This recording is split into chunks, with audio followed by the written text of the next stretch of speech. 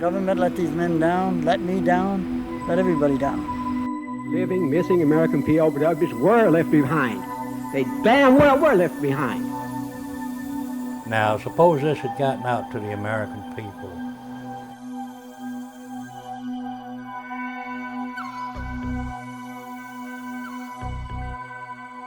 Oh, we went back to get Jessica Lynch because America never leaves a man behind. The staff provided us a memo that thousands were left alive in Korea after the war was over. And the figure was that 8,000 were not returned.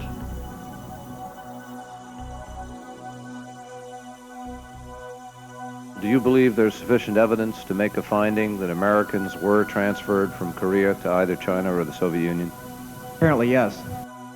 It's time for you people to come up here and accept that evidence and begin to move to the next step, which is to find out what happened to these people and where they are. It's a tremendous shame for any country to think that they left its people behind.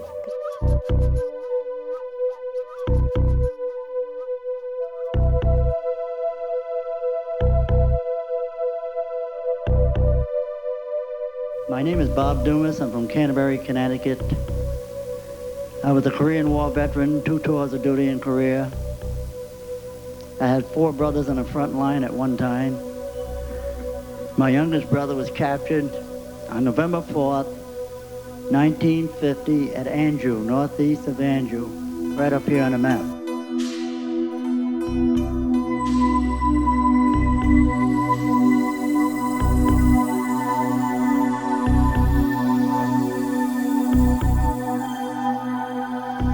We used to play on a tank, an old World War II tank in town. That was a monument.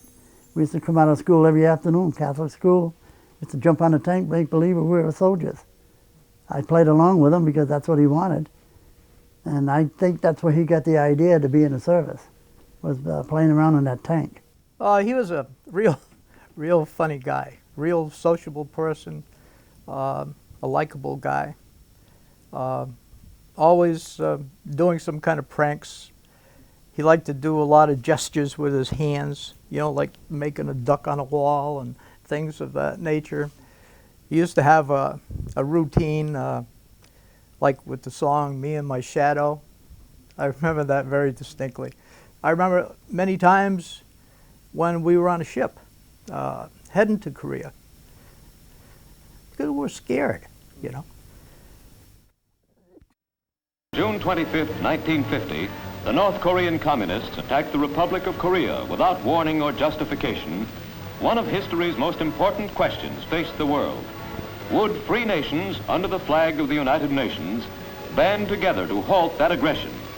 The first year in Korea has provided the answer. With men and materiel, the free nations have proven that they will. Bob served 2 tours of duty in Korea, hoping to find Roger. In 1953, Bob, along with his older brothers, Bill and Ted, who were also serving in Korea, returned home with no news about their youngest sibling.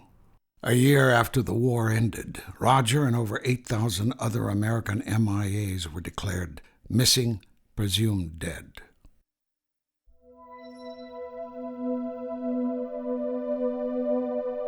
She had called me over, and I was standing at the foot of the bed with my wife, and she says, "Keep looking for your brother because he's still alive. I still see him as being alive." So I made a promise to her then and there. I'd keep looking for him for the rest of my life. And that's exactly what I did. I kept that promise.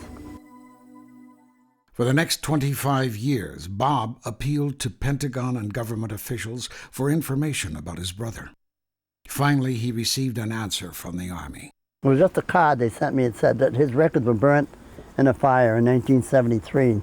All records were burnt on Korean War, missing in action, which was a total lie. I found out many years later. Bob's exhaustive investigation revealed that his brother Roger had in fact been a POW and was known to be alive when the war ended in 1953. The Pentagon vehemently denied that Roger was ever a POW. After thousands of meetings and phone conversations with government officials, Bob finally landed a meeting with President Reagan arranged by Senator Strom Thurmond. Bob briefly met the president, but then spent the next 90 minutes in a contentious meeting with the National Security Advisor, Admiral James Bud Nance. He said, well, we don't want to start a war over this, you know. I said, I don't think by sitting down and negotiating with the North Koreans for live Americans from the Korean War that you're going to start a war over this. And I said, well, I guess my next step would be to go into federal court. And he said, you don't want to do that. He says, if you go into federal court, you're going to embarrass the president and the nation. I said, I don't think I'll embarrass anybody. Maybe we'll get to the truth of what happened to these men. The U.S. Army vigorously attempted to discredit Bob's lawsuit during a year of pretrial hearings.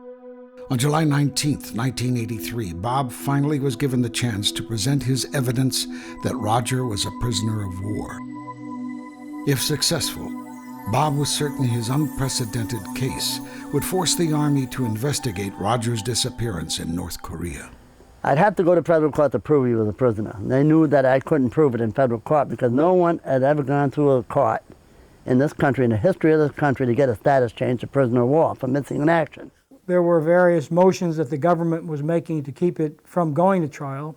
We are in agreement that every effort to keep this matter out of the public eye should be made. It is clear from your memo that you wish no additional information provided to the Justice Department. It is also my understanding from a conversation with Major John T. Burton of the Litigation Division that the Army will not turn over documents that Dumas is seeking under a court order. Because of the nature of this case and the undesirable precedent that might occur, your course of action seems appropriate. Although too ill to travel, ex-POW George Rogers provided a deposition and identified Roger Dumas in POW camp photos that Bob had managed to obtain. The government contested those pictures and said that they weren't Roger Dumas at all, they were somebody else. And at the deposition, the U.S. Attorney dutifully opened the envelope and for the first time exposed Rogers to these pictures. And the question was, could you pick out the individual whom you remember or recall seeing in Camp 5? And his finger went to Roger Dumas. It was a very important turning point in the case because it lended great credibility to Bob's photographs.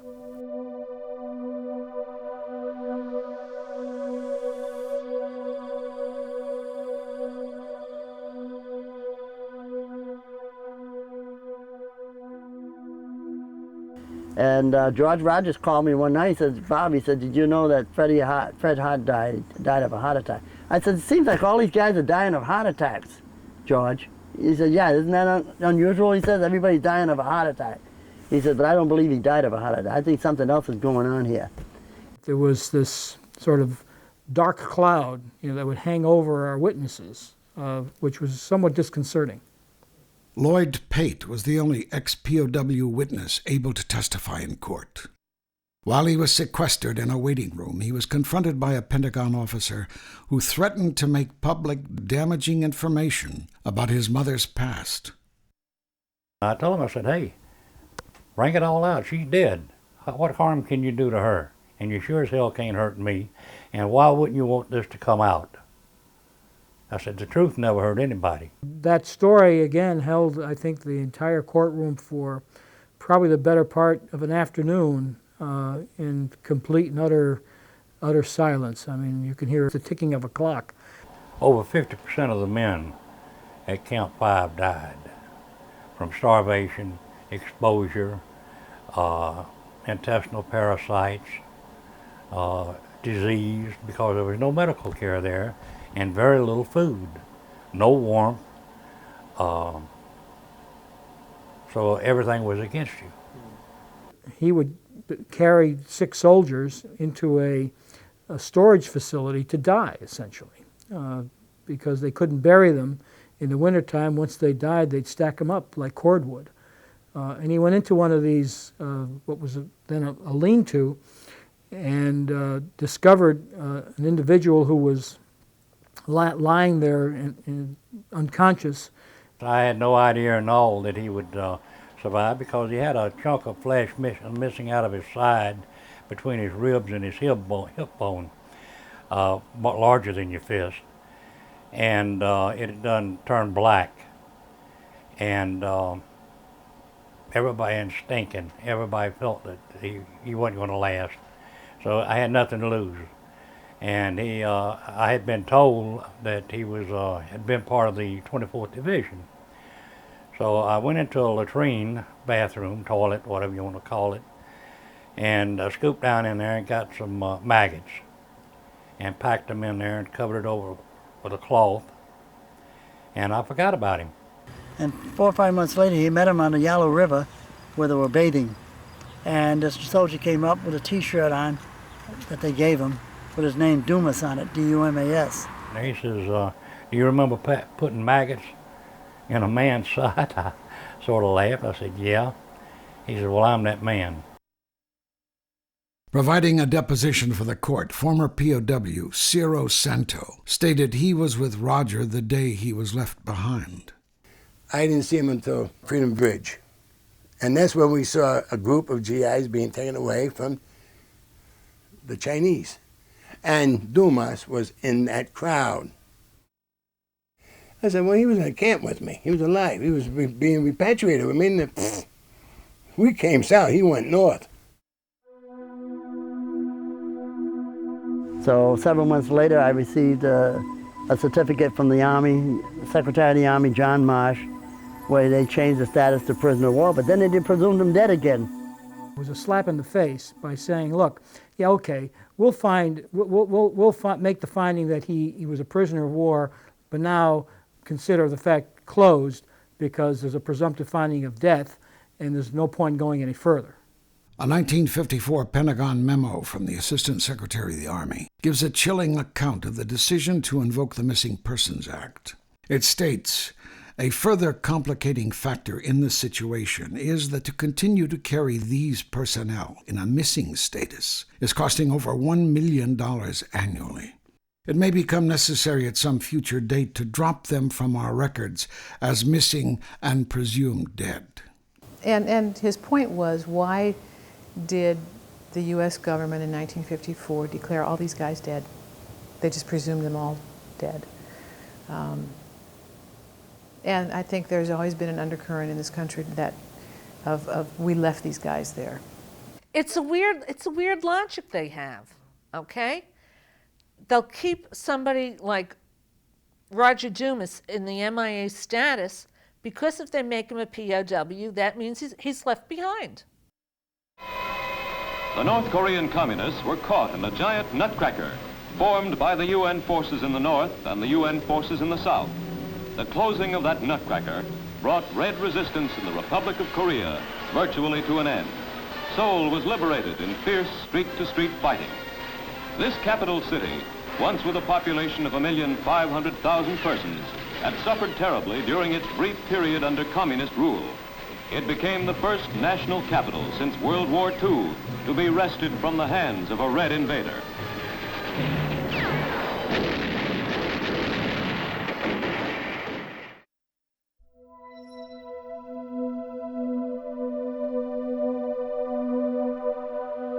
And I was nobody but a brother of a prisoner who was still left in North Korea. But he took enough he had enough confidence in me to know that I was dealing with the issue. And the issue was in federal court, which they understood in this country. So what I did was I contacted the government and told them that I was talking to the North Korean ambassador. He wanted to talk about American POWs, but they did not want to talk to him. Mr. Dumas, you have done something that I have done on several occasions, which is to meet one-on-one personally with North Koreans rather than going through the military armistice commander. But what is your reaction to the people that you have talked with in terms of their resolve here? Well, I've had 19 meetings with them in person, and I've had 250 phone calls, all tape recorded, if anybody wants to listen to them, with the ambassadors, and they allowed me to do this. They have never wavered from the issue of POWs and MIAs, and they've never asked for any money. They've never asked for anything but someone like you. You were the first man to walk into North Korea and the history of the North Korean government a senator, a United States senator, and you talked with these people. So if you can talk with them, why can't the President of the United States talk with them? Or the Vice President of the United States? Or the Secretary of Defense? Or the Secretary of State? This is all he ever said all these years. One-on-one. You know, you speak to them. You know how they are. They're one-on-one. In 1987, when Jesse Jackson was running for president, Bob arranged a meeting between the Reverend and North Korean ambassador Pak Gil-yan. Reverend Jackson bluntly asked the ambassador about American POWs being held in North Korea. He said, I'm running for President of the United States. I would like to come to your country only on one condition. If there are any live Americans in the Korean War still in your country, I would like to come there and discuss that situation with your country on a humanitarian basis. Nothing else, just a humanitarian basis. And it would be good for both our countries if we could discuss this issue in your country. And Ambassador Pak said, yes, it would be good for my country also. He said, I would agree to that. Despite his awareness of the government's attempt to stop Bob's investigation, Jackson called Secretary of State James Baker to inform him of their plan to visit North Korea. I told him in that room, think about it, Reverend. You just screwed up the whole meeting for us.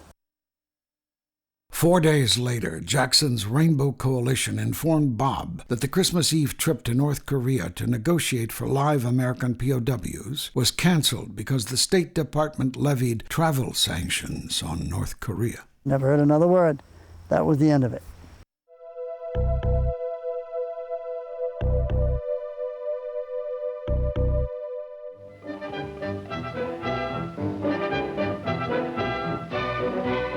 The heated discussion of procedure for exchange and repatriation of prisoners of war in Korea continues to be one of the main stumbling blocks in the peace negotiations at Panmunjom. Here is a batch of communist prisoners of war just captured by United Nations forces. It is completely evident that they are dirty and unkempt, no matter how well armed they have been by their red masters. Many have been unwillingly conscripted into the communist hordes trying to overwhelm the Republic of Korea. In United Nations prisoner of war camps, they are rehabilitated and extended every possible comfort. Physical cleanliness and adequate supplies are provided for both North Korean and Chinese captives.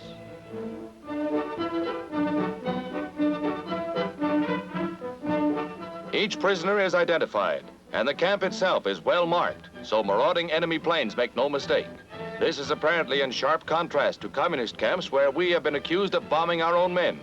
The International Red Cross has asked repeatedly for permission to inspect communist prisoner of war camps where United Nations soldiers are held until negotiations for release can be concluded. The Reds have refused neutral Red Cross representatives access to such camps. The United Nations offers each prisoner an opportunity to choose his own future. He would not be compelled to rejoin the Reds. This freedom the enemy refuses to sanction.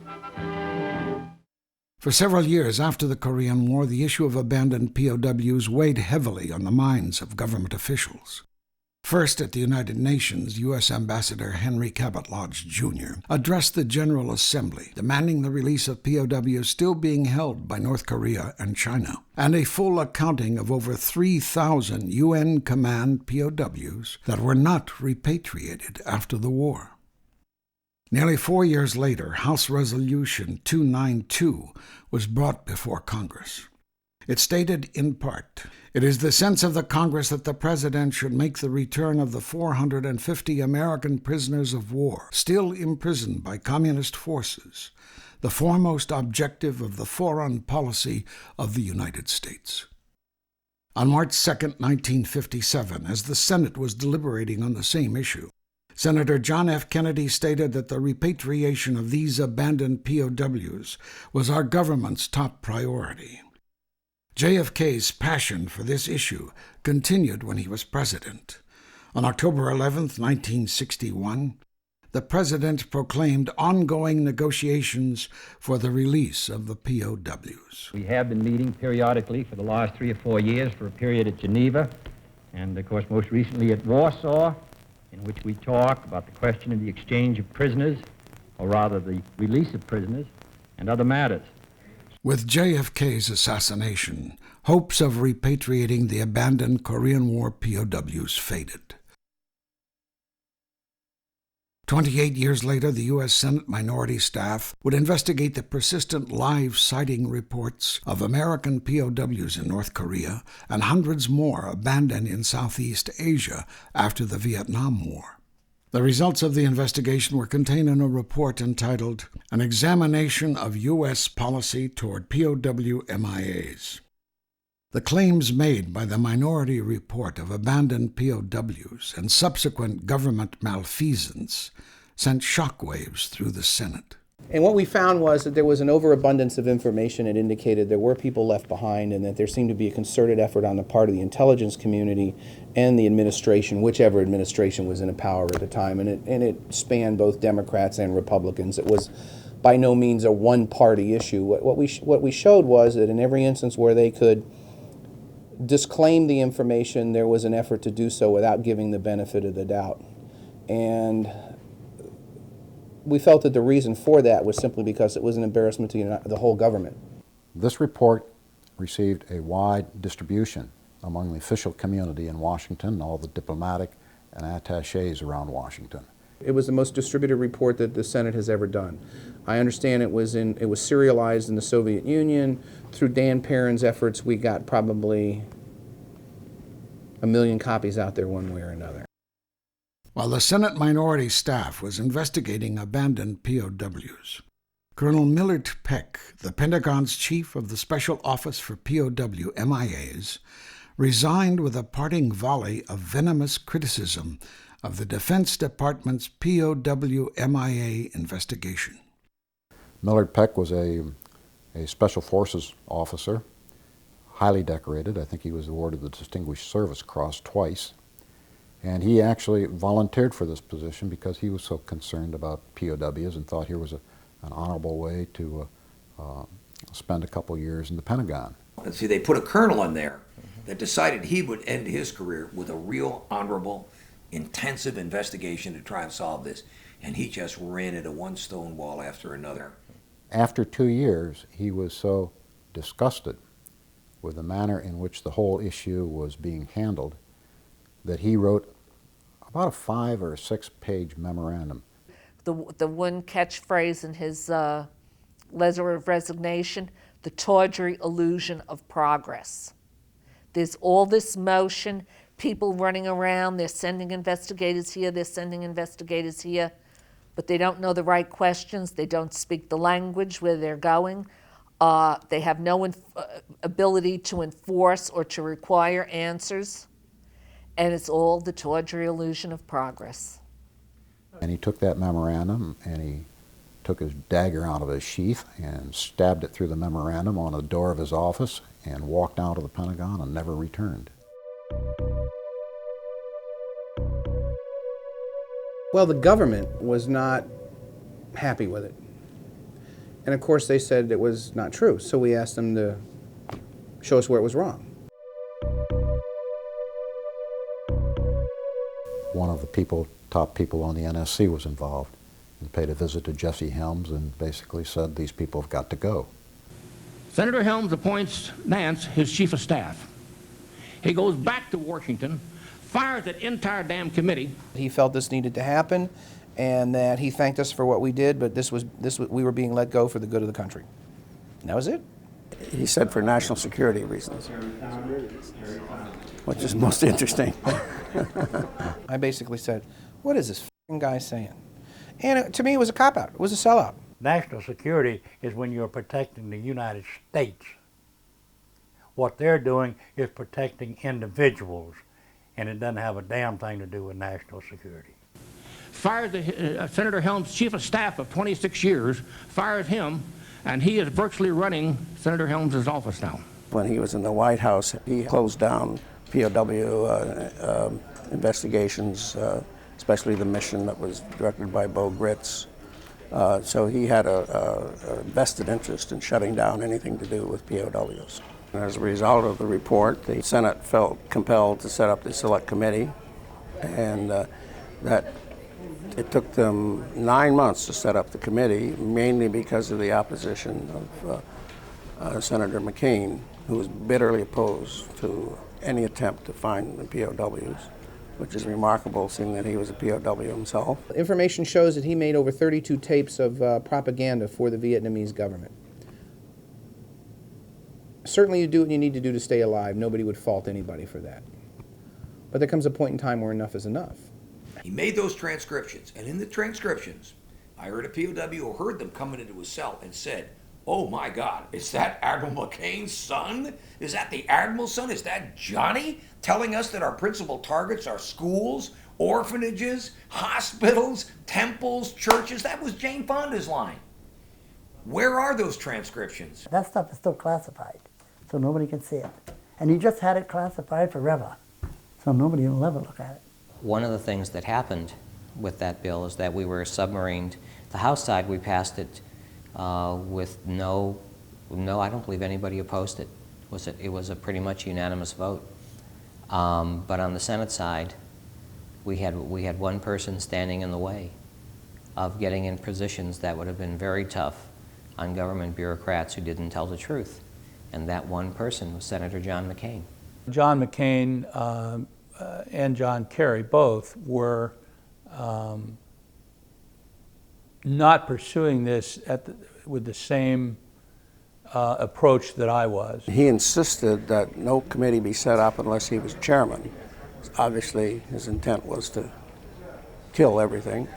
Okay, I appreciate you inviting me here, but what I don't understand is this: you're supposed to have a committee of 12.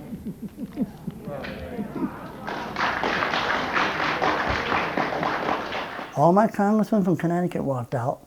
All the senators were on that panel. They all walked away. McCain took off. Kerry took off. All that evidence was coming out in Korea because they knew that if they came and listened to the truth, they'd have to keep the hearings open. They didn't want any information. So they weren't interested in doing anything with the information other than trying to discredit it. North Korea did not return a large number of American servicemen at the end of the war, and that some of the men left behind were sent to communist China and to the Soviet Union. Internal documents and statements made at the time also show that our government believed that men were still alive in captivity, and until only a few months ago has kept that reality from the American people. It has covered up what it knew through a pattern of denial, misleading statements, in some cases lies, and by doing so with regard to the Korean conflict, it broke its commitment with the people who put on the uniform to fight for the freedoms and protection that we and our allies enjoy today. What I found interesting was that, coincidental to Kerry running the committee, Vietnam gave to Kerry's family sole rights for the negotiation of all real estate issues within Vietnam.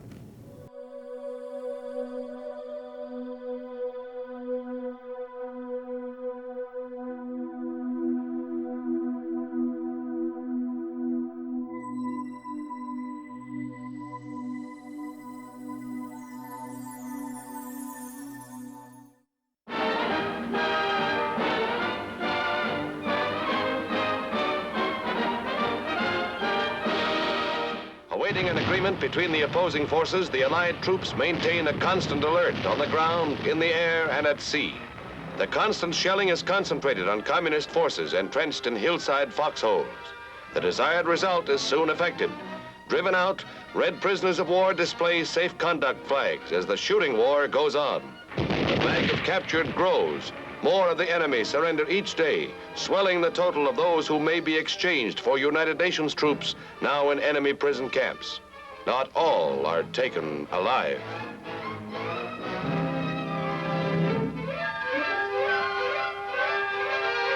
Wounded prisoners en route to hospitals receive merciful treatment from UN captors.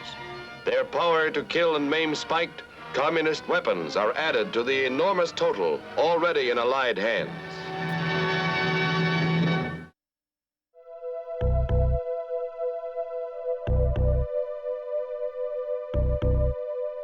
Also testifying before the Senate Select Committee was retired Army Colonel Philip Corso, a former member of the National Security Council who served as President Eisenhower's POW MIA liaison. Colonel Corso verified that thousands of American POWs were abandoned in North Korea. Do you have any comments on what you heard, especially relating to the numbers left behind and unaccounted for? I have no quarrel with that 8,000. No, that was our estimate that we made over there at the time, that they were never returned, so they were left behind. Colonel Corso then dropped a bomb that stunned and angered Senate committee members when he admitted that President Eisenhower approved the recommendation to leave the POWs behind. I want to get this record straight on exactly what happened. Okay. Because there's a lot of speculation on what happened there, and a lot of people are commenting on, but there was only 3 of us present. Unfortunately, the president died. C.D. Jackson, my superior, passed away. I was the only one left that was actually there. I know what happened, and I will tell you what happened without any speculation. The president was in the Oval Office, the 3 of us. And I saluted him, and he said, I understand you have a report on prisoners of war going to the Soviet Union. I told him, yes, that's what I'm here for. So I compiled this report, not only here, but information in Korea, which I said before, that close to 1,200 that we suspect, but about 900 certain that did go there. Our information is solid. He made a very direct statement, twice under oath. Eisenhower made the decision.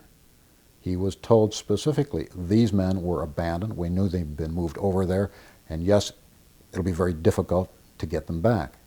That was the recommendation that he accepted and said not to tell the families at the time. For me to assume that he would say to 1,200 families, I'm sorry, but we're not going to tell you anything about the fact that your loved ones may be alive, strains my imagination, and I appreciate your testimony. Sir, it possibly does, but... It was against the policy. The policy is thou shalt not confront the communists. That was White House policy. That was national policy. And that was the policy that Corso explained very clearly in his testimony. He said, the current policy prevented you from saying anything strident about the Soviets. You couldn't demand anybody back. You couldn't go public. You couldn't do anything. U.S. policy forbid it. U.S. policy tied our hands. U.S. policy was? Policy was the Soviet Union, North Koreans, and the Chinese are not co-conspirators, and we will not make strident statements to antagonize them. But the big policy was the policy of fear of general war. That was the policy that was stopping us. Our policy was fear of general war. Fear of general war. And, sir, I have the policy numbers. They're in my statement. Colonel Joe Schlater, November 9, 1989. There is no evidence to suggest that any U.S. personnel were not released from captivity in Korea. Now that's just, I just don't understand people in responsible positions coming up here to the Hill and saying that kind of thing. And I don't want to dispute it because I've been through that for 8 years with you people. I don't have desire to dispute it. As I said in my opening statement, the facts speak for themselves, the evidence speaks for themselves, and it's time for you people to come up here and accept that evidence and begin to move to the next step, which is to find out what happened to these people and where they are. That's what we've got to start doing. So why don't you just admit that you've got the evidence? I know for a fact that from my perspective, the job was not done. We didn't finish the investigation. Corso was one that should have been pursued more, and we didn't get it done. It was a good old boys system that did what they needed to do. They cleared the decks. They moved on. And I'm sure that they've still continued to do each other favors, except for Smith, who's now out.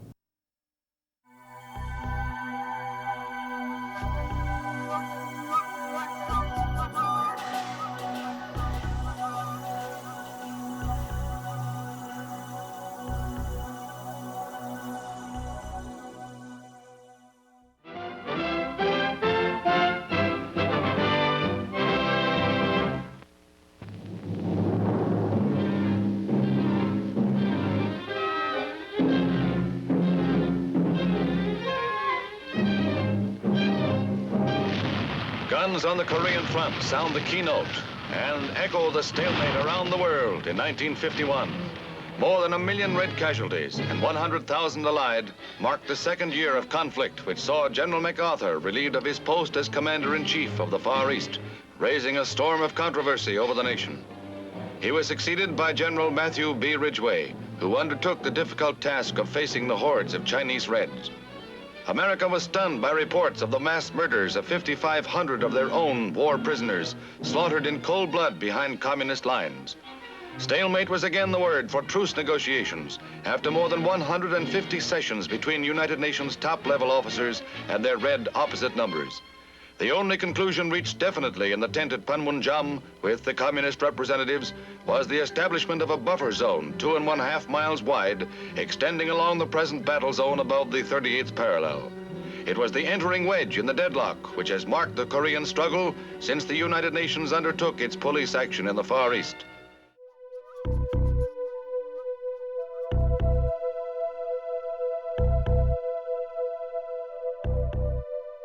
He's the only person, to my knowledge, in Congress who has been steadfast in trying to resolve this issue and find out what's happened.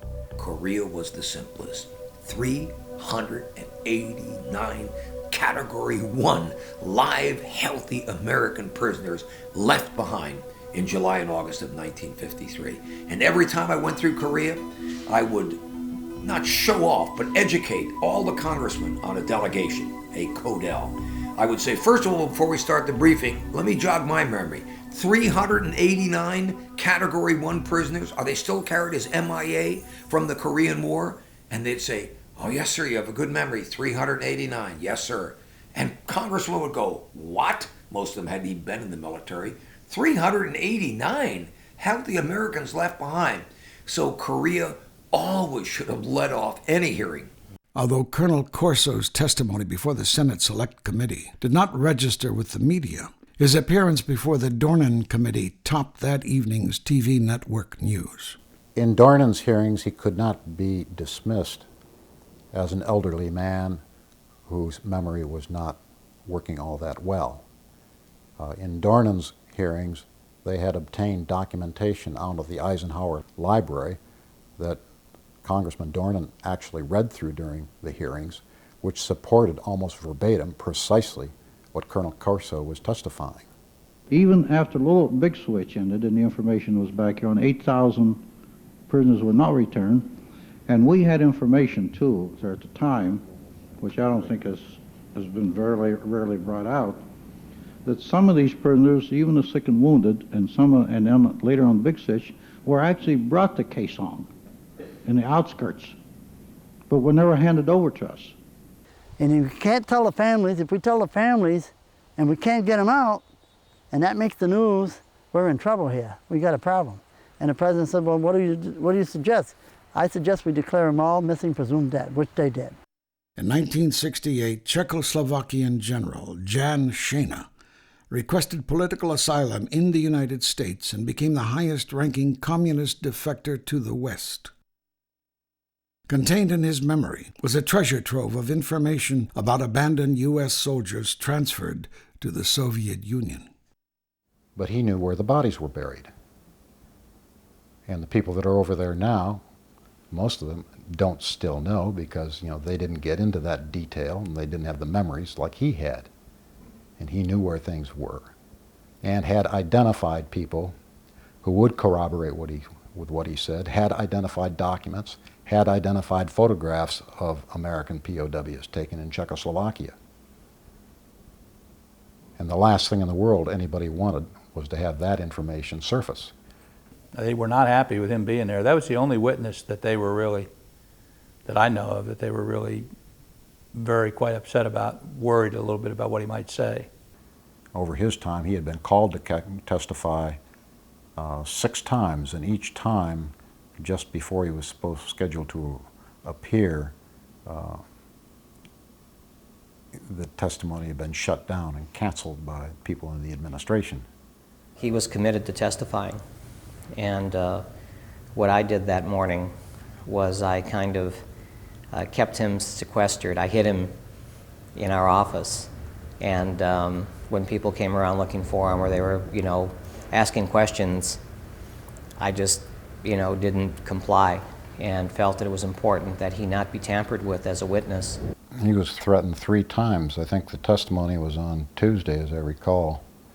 He was threatened on Thursday and then over the weekend in terms of a written note, and then he was threatened again in a phone call the morning of the testimony.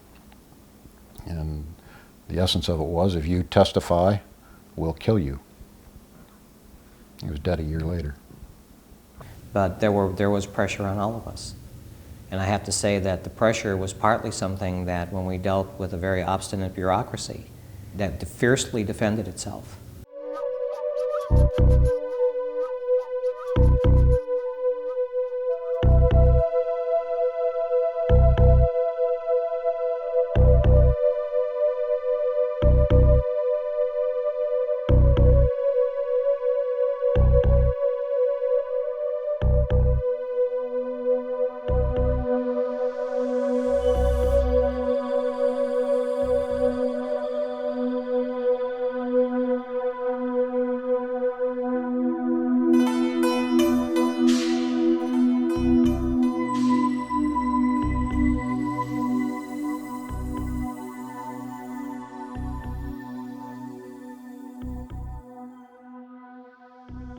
Oh, we went back to get Jessica Lynch because America never leaves a man behind. That is poison to us who know this issue, because it just isn't true. My understanding is that U.S. policy says that none were left behind. And they've said that with respect to World War II, with respect to Korea, and with respect to Vietnam. And since none were left behind, none are there. And that is the official policy. And the corollary there is we won't find any alive, so you don't bother looking, really. And now I think the current question is, and the question that remains to this day and implicates the people that are running the government today, is why do we persist in keeping that a secret? You know, what's wrong with saying, okay, we really screwed up? Because you already know it anyway, so all we're doing is legitimizing it. They've lied about everything since 1953. What difference does it make? What happens is, for one reason or another, they realize it wasn't the best decision, and rather than admit that they made a mistake, which would then create the transparency in government that is necessary, they try to hide it. And then by hiding it, they compound the problem, because in order to hide it, they have to lie some more, and it just becomes one snowball of lying. It exposes the fact that we've covered it all up. It exposes the equally bad crime of our political leaders in looking the other way when they abandoned these men, knowing precisely what was going to be happening to them. As Phil Chenery says in his book, Korean Atrocities, that was the greatest atrocity of all. Now, suppose this had gotten out to the American people. There'd have been such a hue and cry about that. Why did we leave our sons over there to go through that hell for the rest of their life? You know, that would be devastating to people. We would have to rewrite history.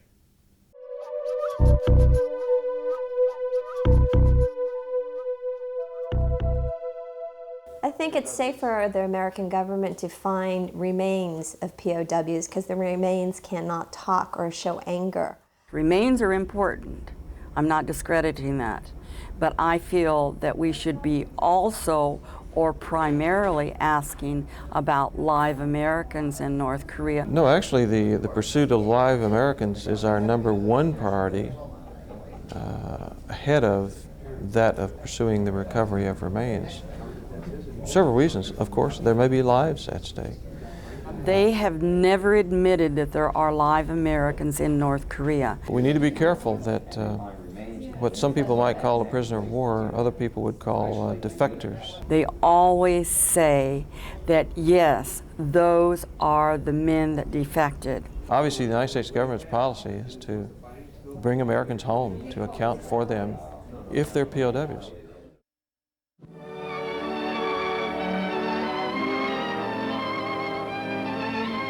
Three blood-stained years end as the last round is fired in Korea.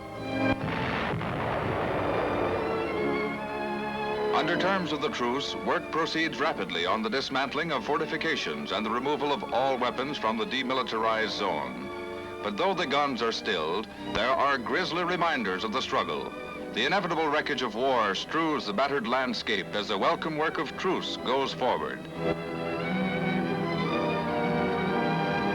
For the first time, UN soldiers can relax in clear sight of the enemy, who is doing a little relaxing himself. The quiet is music to their ears, and even a commie knows good trumpet playing when he hears it. Maybe this is the red strut.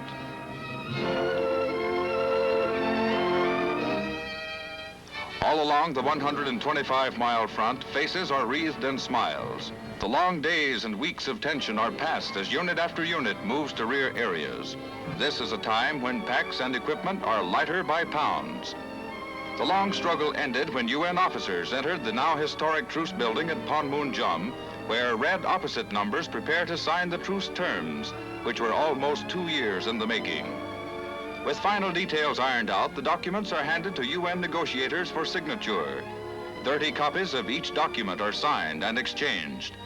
With the fighting over, the first and most pressing step is the exchange of prisoners, and an LST debarks a contingent of fanatic Chinese captives who, in a last defiant gesture, rip their uniforms to shreds. They're followed by North Korean Reds, smartly dressed and well-drilled, who march snappily to the train which will take them to the exchange point. Under terms of the truce agreement, all prisoners must be exchanged within 90 days after the signing. After running its grim course, the Korean War grinds to a halt.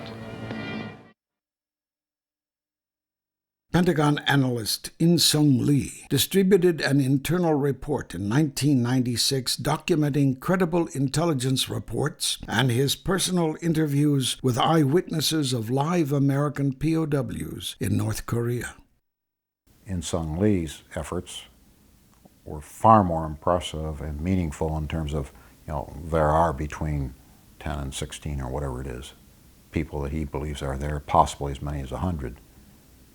And maybe it's because of the tremendous credibility of his efforts getting over there, talking to people, reading, speaking the language, is why he's possibly been reassigned out of the POW-MIA area.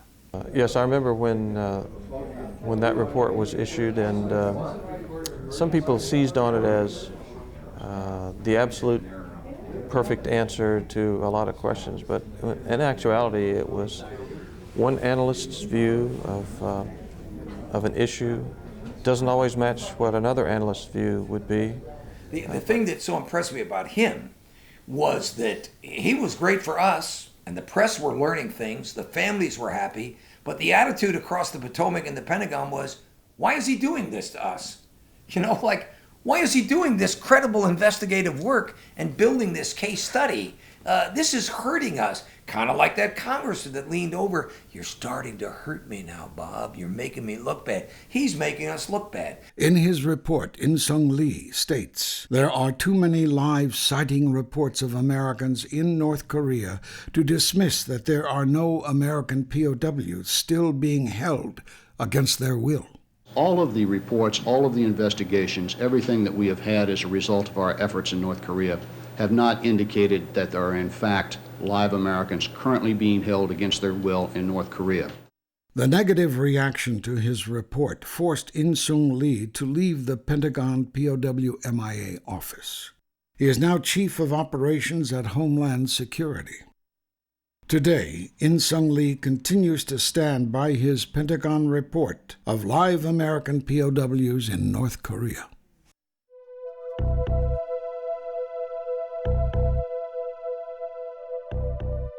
In 1997, when my family was involved in rescuing my uncle and his family from North Korea, at that time we had heard from our guides who had access into North Korea that they had heard that there are POWs still living in North Korea. However, they said that they wouldn't be located near Pyongyang, the capital. They're in kind of like rural farming areas, in the more poverty-stricken areas.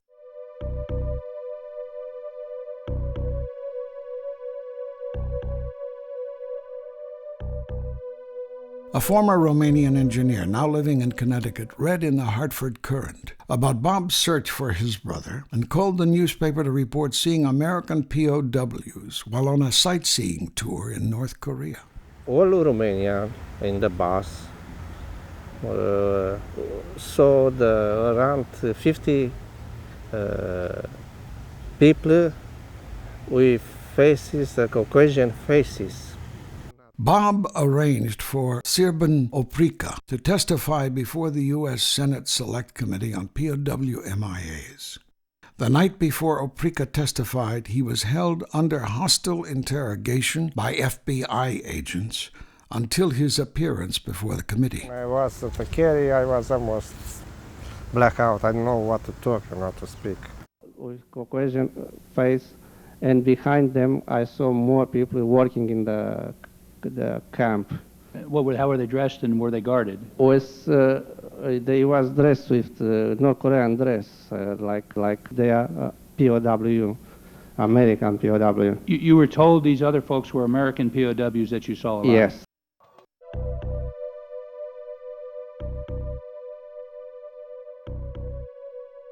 In the past several years, many North Korean defectors have reported the existence of American POWs in the DPRK.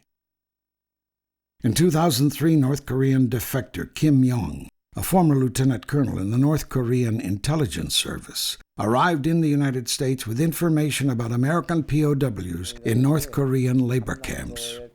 He said that President Kim Il-sung put them in the camp and forced them to work to make them see how quickly the land of North Korea, which they had tried to occupy, would be developed. The former North Korean Army general told Kim that there were many other American and British POWs in the labor camps.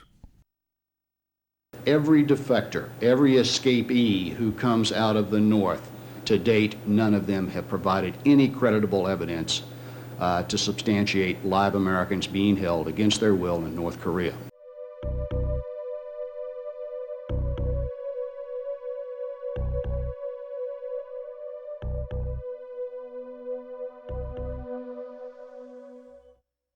I can tell you that I'm 99.9% certain that there were live Americans in North Korea when I was there.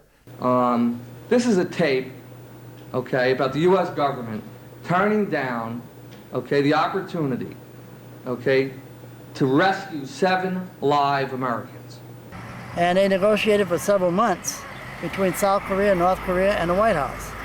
And they were meeting back and forth in his restaurant, not at the White House, but in his restaurant. So on the last day that they would negotiate for the prisoners, he called Colonel Pritchard. Jack Pritchard, okay, in the White House, and President Clinton, their boss, did not want to negotiate for POWs with the North Koreans when the North Koreans were highly motivated, okay, to give us those men back.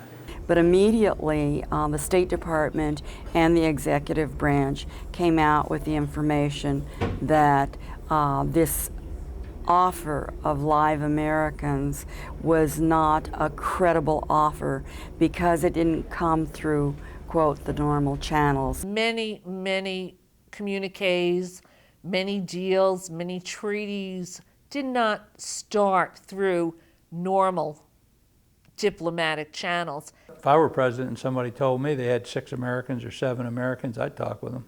You know, I'm telling them the thing to do is just to let's hash it out. I said, we'll get the POWs on the table, and you'll be able to negotiate for them. I said, but, you know, my government's not open to it yet. Yeah, no, it was certainly not. About 2 months later, I get a call back, and Jack Pritchard is now ambassador to North Korea. Don't tell me how we can have an ambassador to North Korea when we don't have an embassy in North Korea. But anyway, he's back there. They never go away. The bad guys never go away.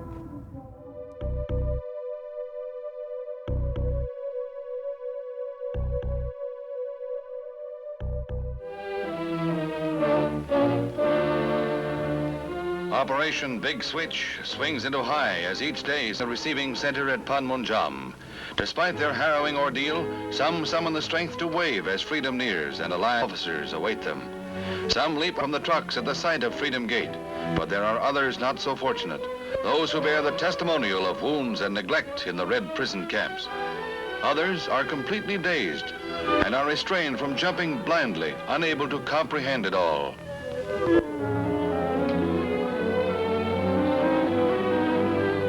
South Koreans, most of whom were brutally maltreated by their captors, are delirious with joy as they reach the haven of Freedom Village.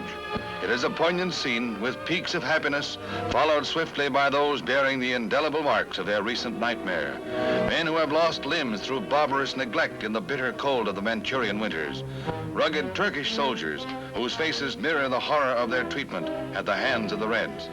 The most seriously disabled are rushed to the helicopter landing area for transfer to base hospitals.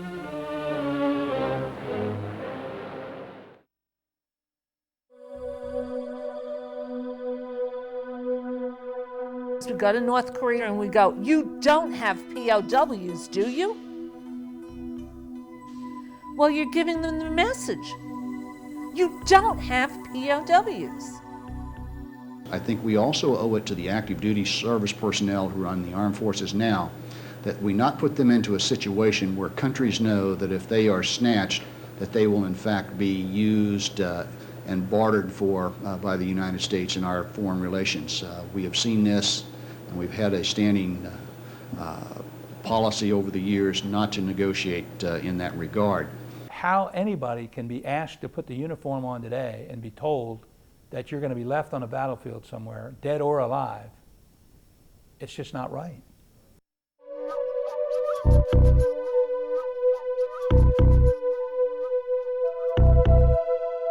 In recent years, several South Korean POWs captured during the Korean War have escaped from North Korea. And I think you have the same potential respecting Americans that would be present up there. And that one way or another, something could work to free them. Or the only thing working against any of these men being alive today is the passage of time.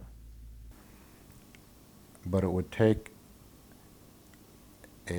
one of two things, it seems, would have to happen. Either it would require a private initiative, which was orchestrated without anybody in the government ever knowing about it,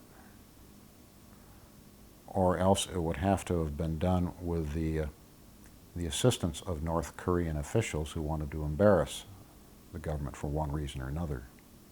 There's no passion now for it. There's no passion in government for it. And we can't, if we really believe that we leave no soldier behind, then we should have that passion, and particularly in the military, and they should be, and we all should be, and the public should be pushing and demanding that they get the answers. If we don't do something now, if we don't get the government to make this the highest national priority. In the POW issue, people that work the POW issue and the families, when they say that phrase, they laugh. It is a joke. It is a phrase used by politicians on Memorial Day and Veterans Day, and they give it no meaning because they put no force behind it. It takes long enough, nobody will be alive to answer the question anyway.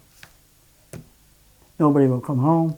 Everybody associated with Korea will be dead, and there won't be any answers. That's what the CIA agent told me one time here at my house, right here, right in this room. When they're all dead, there won't be no answers.